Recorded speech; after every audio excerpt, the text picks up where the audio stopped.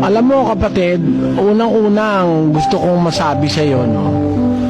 Ang paglilingkod kasi sa Diyos, ano yan, puspusan yan, tuloy-tuloy. Hindi naman pwede yung maglilingkod ka ng isang araw tapos mawawala ka ng sambuan. Hindi pwede yun eh.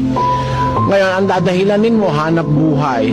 Aba alam mo, ang sabi ng Diyos kung alin ang dapat unahin, hindi yung hanap buhay.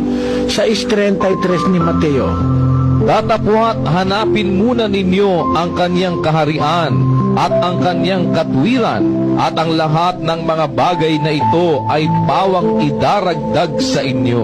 alam mo, yung pangangailangan natin, idadagdag ng Diyos yun. Kailangan lang, ang una nating hanapin, yung kaharian ng Diyos, yung kanyang katwiran. Ang nagkakamali yung iba, ang hinahanap, pera. Ang unang-unang hanap at priority, pera. Hindi baling mawalan ng Diyos, may pera lang sila. Kaya tuloy, may pera sila, wala silang katahimikan. May pera sila, wala silang maipon.